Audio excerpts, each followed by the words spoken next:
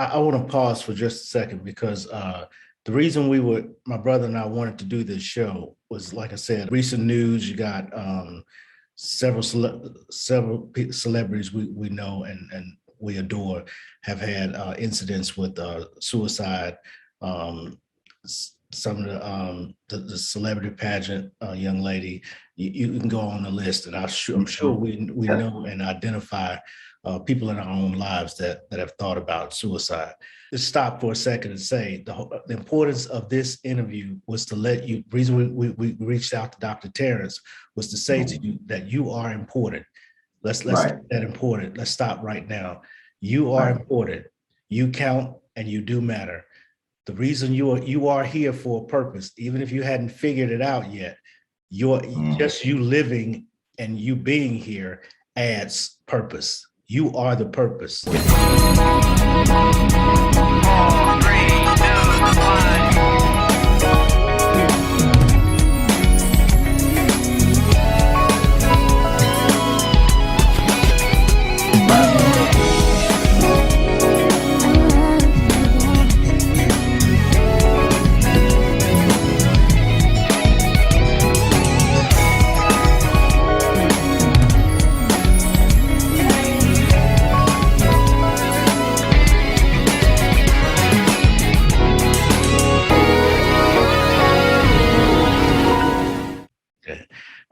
Good morning, Dr. Johnson. Good morning. Thank you for joining us. Unfortunately, my identical twin brother couldn't join us today. He had a mishap at work he needed to take care of. But I really appreciate you taking your time out of your busy day. No problem. Okay. If you don't mind, can you just start off by telling us a little bit about yourself, who you are, before and then we'll get into why we brought you here today. Okay. All right. I'm Dr. Terrance Johnson. I'm co-founder of Our Progress LLC. That's in Jackson, Mississippi. My background is mental health. So I've been a therapist, counselor for a number of years. I'm a licensed professional counselor, but I've also been a professor. I taught at Mississippi College for a number of years in the Doctor Professional Counseling program, where I got my doctorate degree at too. So I'm familiar with mental health issues, even doing community work. A lot of my work started with adolescents. So I started with kids that were in youth court, which used to be called the AOP program way back in the day. But so I worked a lot with adolescents and their families in schools and all that. So I was at school a lot. And I did college counseling too. So I used to work at Jackson State for a while. I worked in the Career Center for a year as a career coordinator, and I did the career fairs. And then I worked at the Tasha Norman Center for about 3.5 years. So I know all about BI Love and Jackson State. So I used to work there for a number of years. So but just trying to help people. That's basically what I'm really passionate about, but people really connecting to their life purpose, because I think that everybody got a purpose. And I think when we know that and operate in that, it betters our life. And when we don't have that, then we have a struggle, because it's a struggle for us to really, figure out what we want to do or what we're here for. So, okay, because you and I have had the fortunate opportunity to speak, and so I've heard you talk about about your purpose, and the fact that if you don't know your purpose, it contributes highly to your mental stability. Yeah. Before we get into that, I want to also shout out Jackson State, because Calvin and I had an opportunity to work with Jackson State as well. Besides attend, we worked with the Natasha Norman Center with that counseling center as well, with some battered wife. They had a couple of battered wife events, and we hosted those events, some of their events. So I just want to do a shout out to that center over there. They're doing a great work. But, yeah. But you the point I just mentioned earlier a second ago, you talk a lot about knowing your purpose. I'd like for you to elaborate on the significance of knowing your purpose. How do you know your purpose, and how does that affect someone's mental health? Yeah. So for me, I look at, I'm a big visual person. So I look at life as kind of like a journey. And I think for a lot of us, when we grow up, we have certain things that we're really passionate about, we really want to do. And then life happens, or people around us, our environment kind of chip away at that. It's like, oh, you can't do that, or we don't do that, or you gonna move away, or you gonna. So we kind of constrict the thing that we really passionate about, but really we're created to do, because it might not look like what our parents did, what our family members did, what society tell us we could do. So we kind of box ourselves in as we grow older, and then we only do what we've seen. And I think a lot of times that's what keeps people from achieving their purpose, because their purpose might be outside of what the environment tells them they could do. Just like you just say, for instance, like Barack Obama or something like that. If it was certainly with people around him that told him what he could and couldn't do over his lifespan. But if he listened to that, he wouldn't have been president. So it's a lot of things that our purpose is not necessarily going to make a lot of people comfortable with us, because sometimes it's outside of the things that they would think they could do. So a lot of times, it's not that people hate on us, it's the fact that we might do some things that they don't have a reference point for. And that's why it's harder for them to accept it.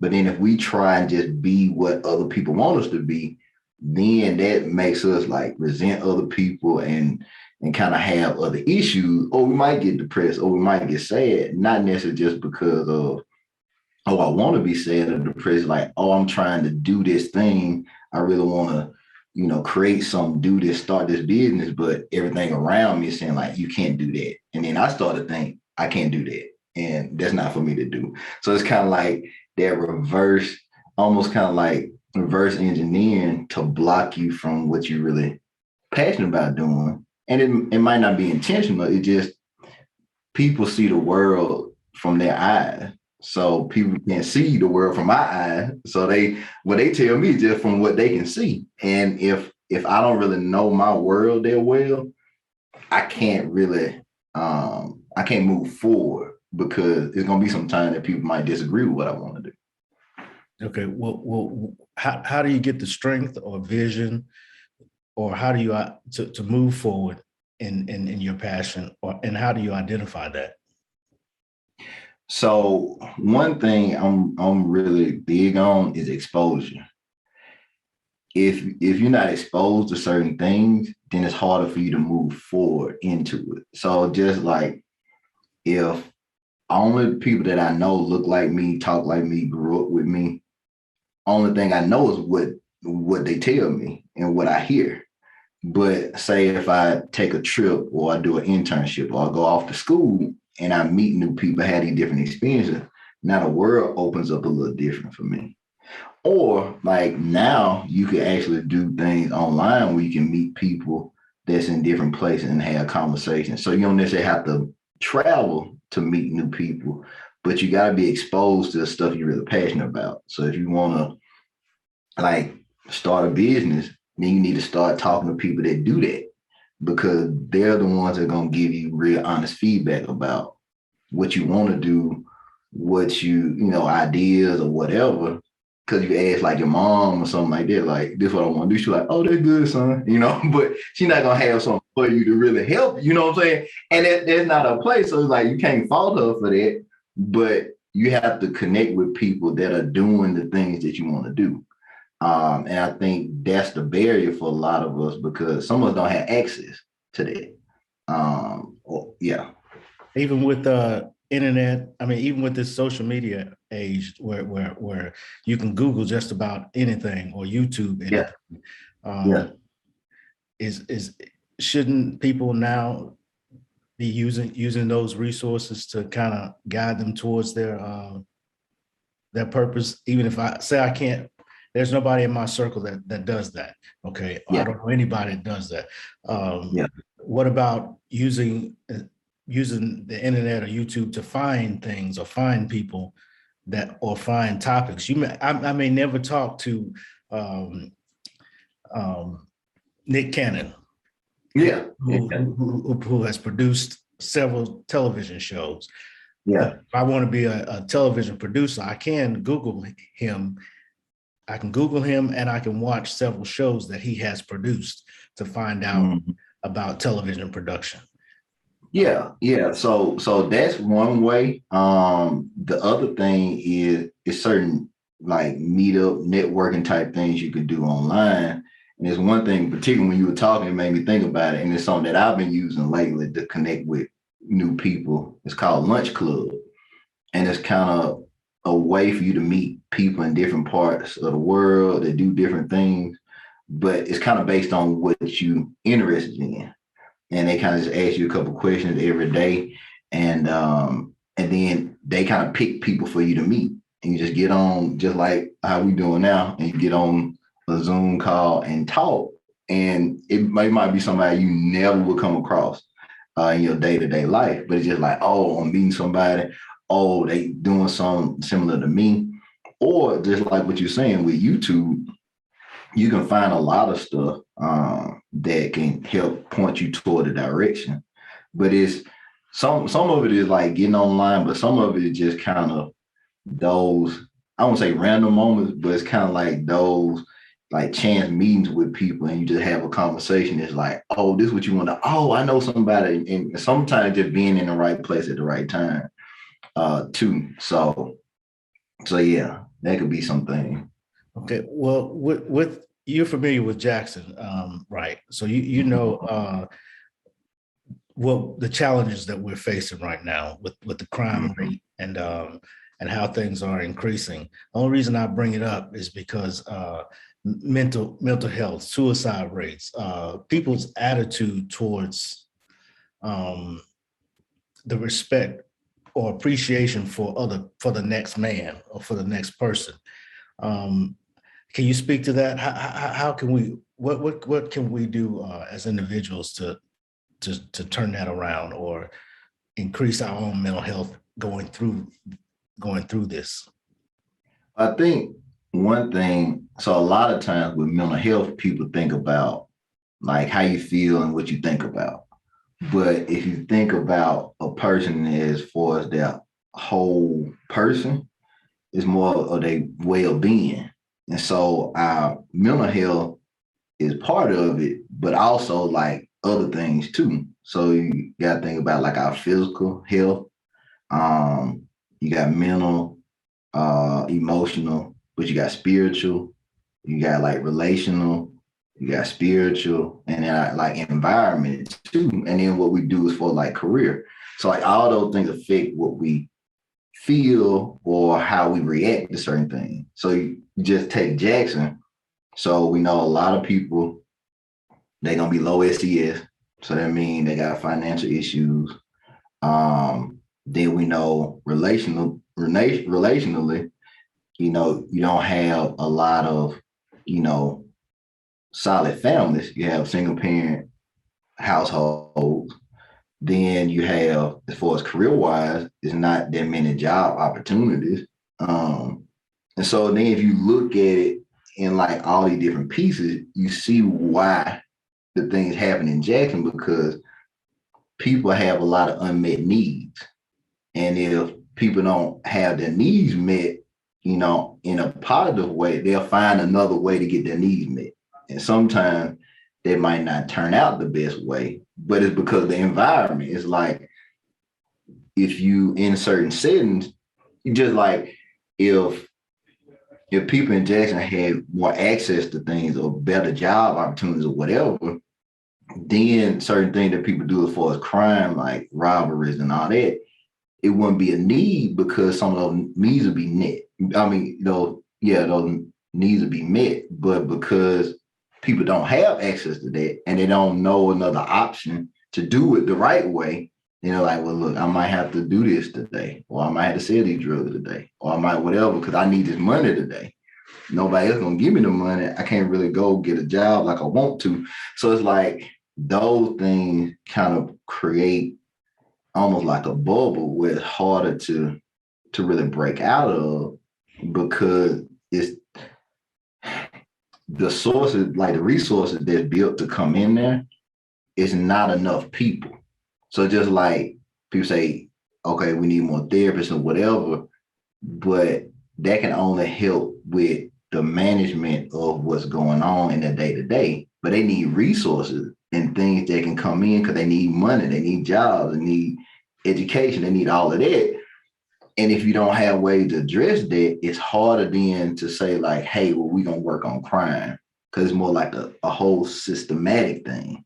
So it's trying to get people in place that actually understand what's really going on and move the funding towards that way. And some of that is kind of like a higher up thing. And not like, like some of that is like above my pay grade, but it's not a simple answer to it because it's been done a certain way to leave a certain section of people excluded. Okay. So what if I am the excluded people, because suicide rates are really high, and some of my family members come to mind when I as I'm thinking about this, and myself, because I'm not so far removed from life and its issues as well. Right. So how do I, as an individual, look past? Is there a method you suggest, or one would use to internally look past my external situations that are unfavorable to possibly exceed or supersede those challenges? So I think the first point would be perspective. So all of it, and like I said, I did talk about myself. It's been points in my life where if my perspective was in a different place, it would have stopped me from going forward. So one thing is the challenges that we face, they might not change tomorrow. Right. What we can change is our perspective of them, and then how we then start to address how we deal with ourselves. Because a lot of times, what makes our situations worse is that we then turn to other things that make our ability to make a choice harder. So sometimes we get into alcohol and drugs. Say that again, because I think that was important. You say the ability for us to make the right choice can be affected because of. Yeah. Yeah, because I mean, just like what you were saying with, suicide and all of that, when people feel like they don't have a choice, then that's when they start to give up or they're not exposed to alternate choices.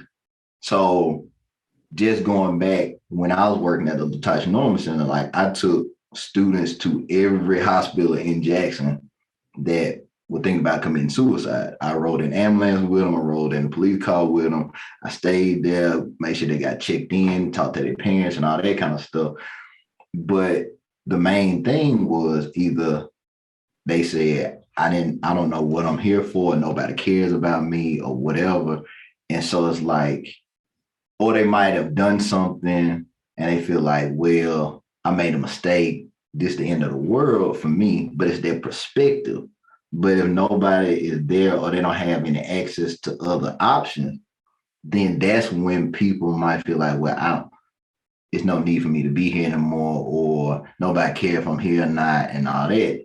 So then that goes into, doing alcohol and drugs and taking and finding ways to escape our feelings and what we feel, which then makes it harder for us to then make a choice because then we get trapped in the addiction of that. Okay. Or the addiction of like, even relationships. Sometimes we get in relationships, not necessarily because it's the best thing for us, but it's an escape from what we got going on. Okay, right. Well, I want to pause for just a second because the reason my brother and I wanted to do this show was, like I said, recent news. You got several celebrities we know and we adore have had incidents with suicide. Some of the celebrity pageant young lady, you can go on the list, and I'm sure we know and identify people in our own lives that have thought about suicide. Let's stop for a second and say the importance of this interview was to let you. Reason we reached out to Dr. Terrance was to say to you that you are important. Let's Right. get that important. Let's stop right now. You are important. You count, and you do matter. The reason you are here for a purpose, even if you hadn't figured it out yet, just you living and you being here adds purpose. You are the purpose. You are the purpose. Your breath, your life is the purpose. So you may not know if you're going to be an artist or if you want to be a doctor, or like he mentioned, the president. You can be whatever you can imagine you can be, just because you exist. That is your purpose. The fact that you exist, whether you believe in God, Allah, or whomever, the one that created you, the fact that you're here says you are important. So that in itself should be your focus every day, that you are important, and make your steps out of that, birth out of that daily. So we just wanted to, that's the importance of this conversation. So like Dr. Terrance mentioned, knowing your purpose and things like that, I'm suggesting to you that know your purpose out of the fact that you exist. It's important. Don't just pass it over to say I exist. He exists too. Yes, that's important. We all exist and we all coexist. That is the purpose. That alone is the purpose. So you are valuable and worth. I just had to stop for a second, Doc. No, you good. No, that was good. That was good. But it made me think of something else that I wanted to make sure I shared off of that. I think a lot of that, what you just said, it comes from us comparing ourselves to other people. Exactly. And it's easy to do that because we live in a culture where, we got Instagram, we got Facebook, we got TikTok, we got all that kind of stuff. And we seeing all this stuff day after day with people taking trips and doing this and all that kind of stuff. And then we looking like, oh, well, I ain't got that and I can't go here and look what I drive and look what they just got and all this kind of stuff. And so then you devalue yourself and what you bring to the table every day. And it's like we get addicted to it. So that can too contribute to it. And that's one thing I wanted to make a point of what you were talking about with like the celebrity suicides or whatever. A lot of people, they get it confused with people's personal, like they social media persona and then them as a person. And we feed a lot more into crafting our brand or our profile, our virtual self, that people don't really know us, or we don't have space to be us.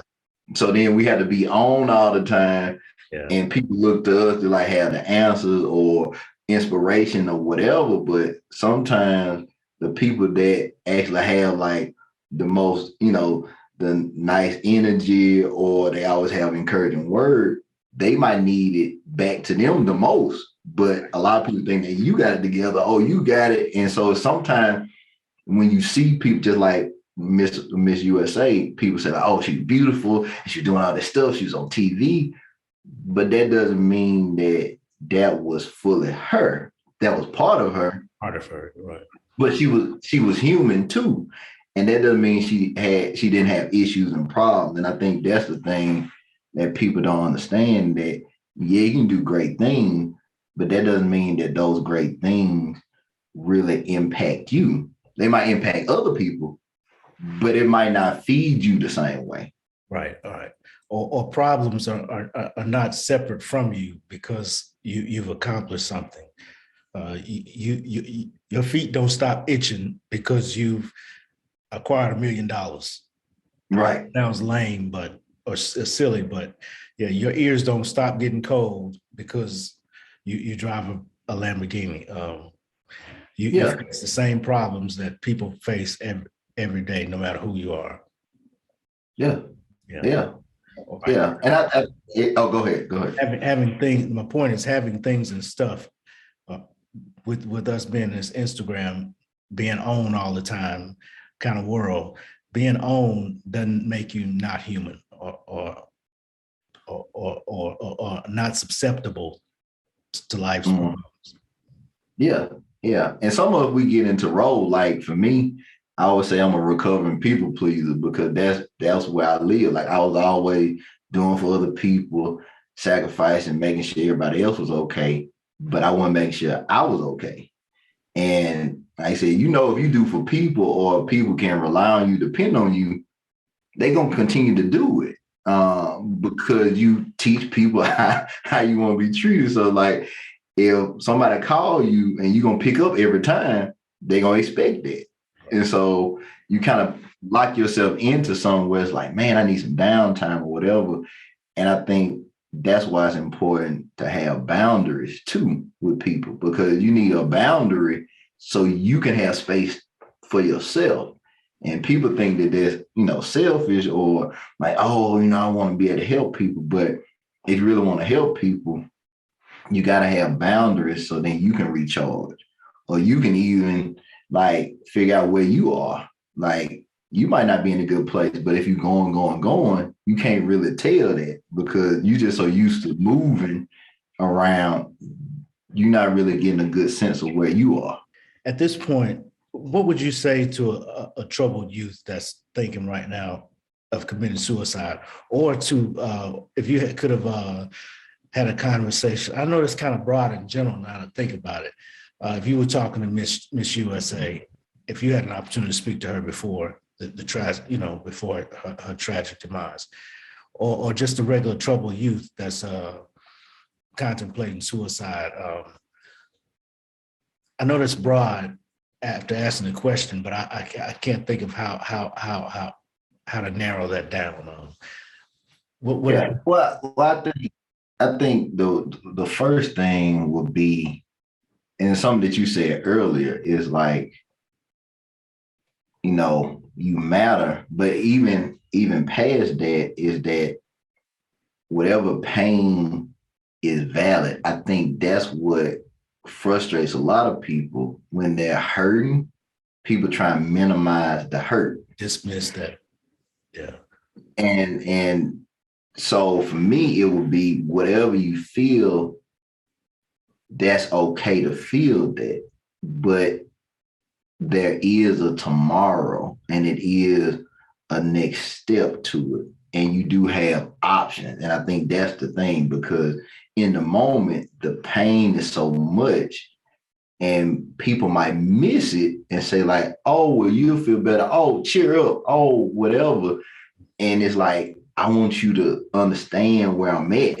It's not necessarily to fix it because you can't necessarily fix how people feel. But if you acknowledge how they feel, then they get a sense of being seen and heard.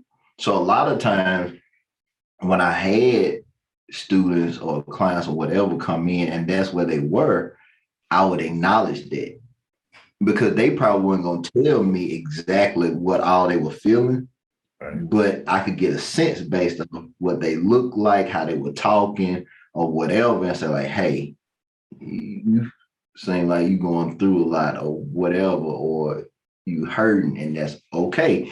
And if you don't want to tell me all why you hurt, that's okay too. But just to acknowledge, like, I see it and I hear it.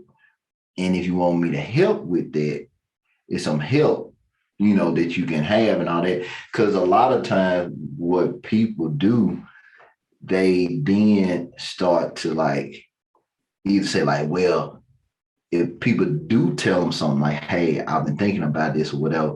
Oh, and what do you think about that? Oh, we go to church and oh, whatever, da, da, da, da. And then they start to just over talk them and not really just let them express like this where I'm at.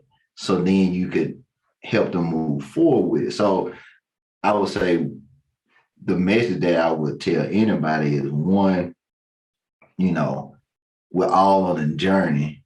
And just because where you are doesn't match with somebody else doesn't mean that you lost or that you're behind or your journey it's not worth keeping going forward. And I think the road would clear out, but we all have bumps in the road. We have issues and challenges and crisis situations. We lose people that are close to us, but that doesn't mean that our life has to end because it seems like other things have stopped happening for you. You know, some of the things that are clearing out is kind of preparing you to go and have a better life, even though it doesn't seem like that right now. So some things have to adjust and change, shift for us to move forward. So Right. Sometimes we're not. Our past is not separate from us. right. It's our bridge or our connection to where we're going or our future. Yeah, that's awesome. That's positive. Yeah. So I did. So you're saying if we have that relative or that loved one that's going through, just identify with them. At least I acknowledge or see them, or so they know you see them or you see the pain that they're going through. Yeah, yeah. And then there's some other options, like if they're really at that point, or they might not have verbalized it to you, but you think they might need somebody. I mean, you have the National Suicide Hotline they could reach out to. But then if you feel like they're in that place right now, or they talk to you like, hey, I'm thinking about this, they got means to do something to themselves, then you can call 911 and kind of be on the line with them until somebody comes.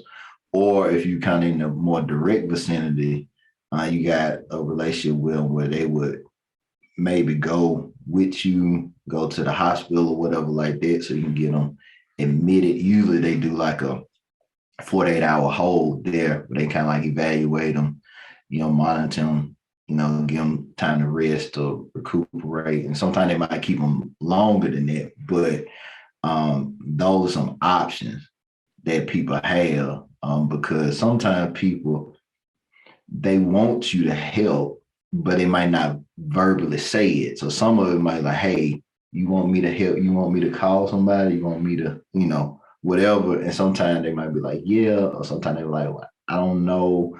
And, so you can just be there, but you do have options that you can do. So you do have some numbers to call or some things to refer to them. But if you feel like they're in that state where like you don't feel comfortable hanging up the phone or getting off FaceTime or whatever until next step, then it might be best to call like 911 and then, wait on the phone till somebody comes and check on them, whatever like that. So, yeah, but I would say just for anybody, if it's, I think just in general, this has been something that I've been trying to do the last couple of years. If you think about somebody, if somebody that come to your mind like, hey, I think I might need to check on them, call them, just call, or it might be a text, or it might be whatever. Like, hey, I was thinking about you, it hadn't been a while. I didn't want to check in with you, see how you were doing. Because you just don't never know. Because a lot of times, like we've been talking about, those people that really do a lot for a lot of people, and they you the one calling everybody else, they might be the one that need to call and just check in and say like, hey, how you doing? And like, I have some people that do that for me, even though a lot of people, look to me and say like, oh, well, you got the answer. Oh, you do this and all that kind of stuff. I got certain people that call me like, hey, T, how you doing? And I was like, I'm doing all right. Or sometimes like, I ain't doing, but I'm able to just be human and be like, if I'm not doing all right, I'm not doing all right, but I got somebody that'll let me be in that space. And that's what we all need. We just need some people that they don't need anything from us. They don't need like guidance from us all the time. We need some people that's gonna call us and say like, hey, how you doing? Or how you really doing? Or you need to talk or whatever. And I think that's one thing that I think we forget now because we feel like, oh, I can send them a DM, I can get on Facebook, I go to Instagram or whatever. Sometimes people need a call, or if you can, I said a lot of my friends know I will pull up on folks. I ain't got no problem. I ain't got no problem pulling up on people. So I just, if I feel something or whatever, I will pull up on you now. So but I think all of us need that. We need people that will be around us and with us, not only just for our good time, but for our bad times too. Because we all go through that. Just like, like we've been talking about different like perspective. So like for me, it's been almost 3 months now, but like my dad passed in November. So that's been a process for me, but it hasn't been the same as it might have been for somebody else because of that. One, the circumstances.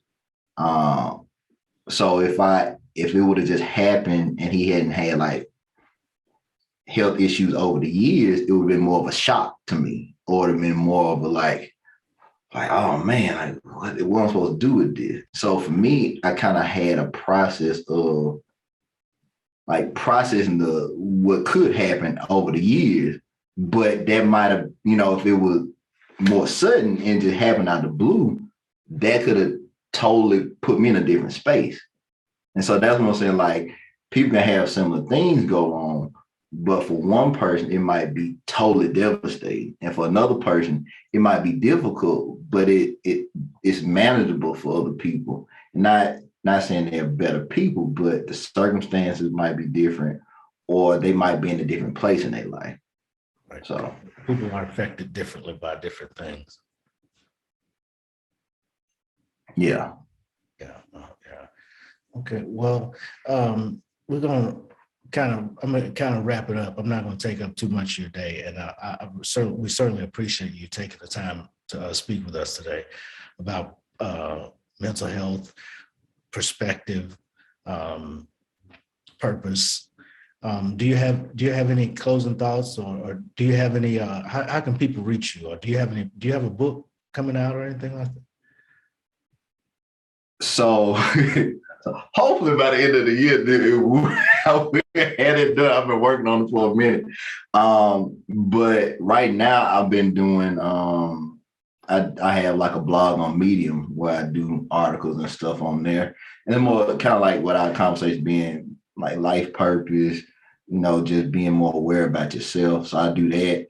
But also I'll be doing some probably like workshops. And also I have like a online course that'll probably be launched soon that's on life purpose and how people kind of go through that journey of figuring out what they want to do with their life, what their strengths are and all that kind of stuff.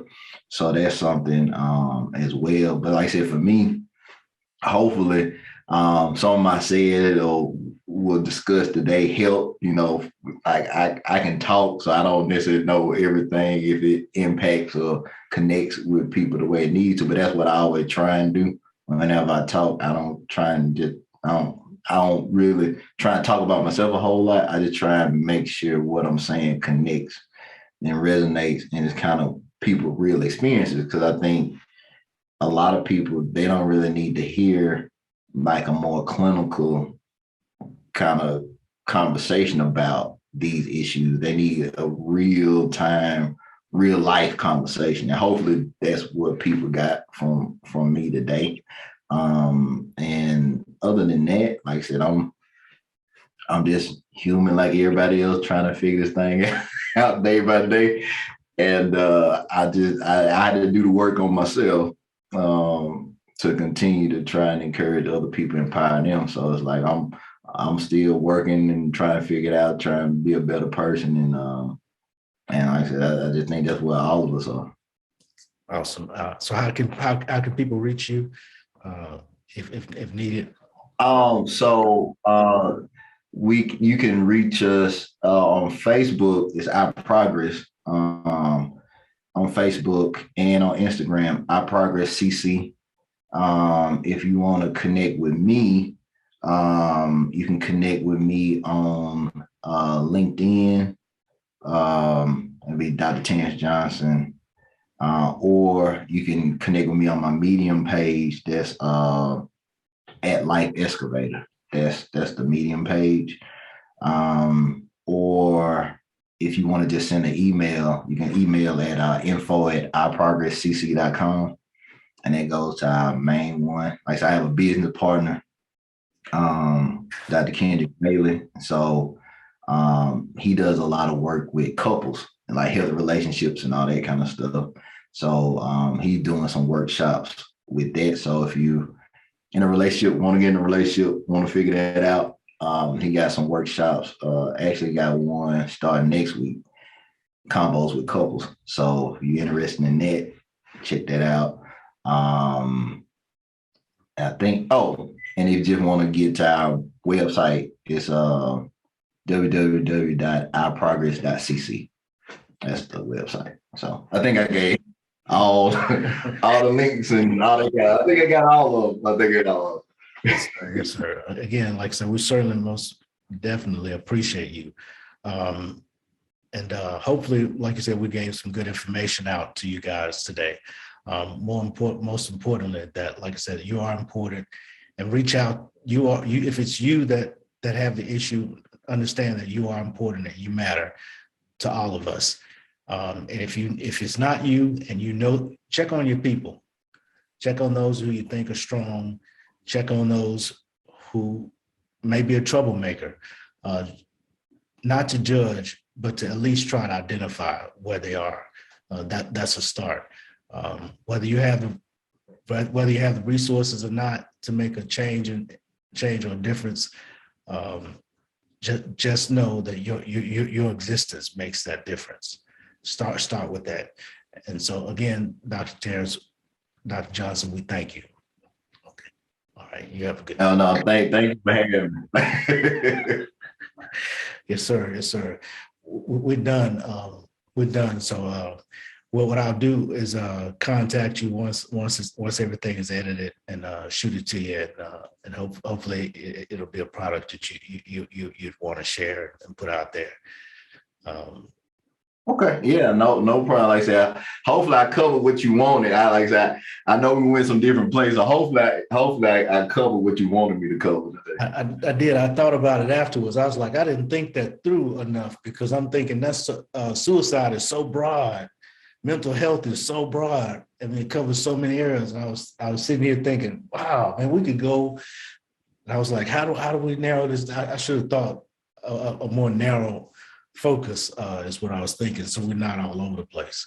But I'm hoping that we enough was said, because you gave some important information, important points. I mean, so I certainly appreciate it. Yeah, because I was sitting here thinking about, I got a cousin. No problem. I got a cousin that's in the hospital right now, so on suicide watch. That's what made me think about it. And I was thinking, what would I say to him? Or how could I use this information to help him?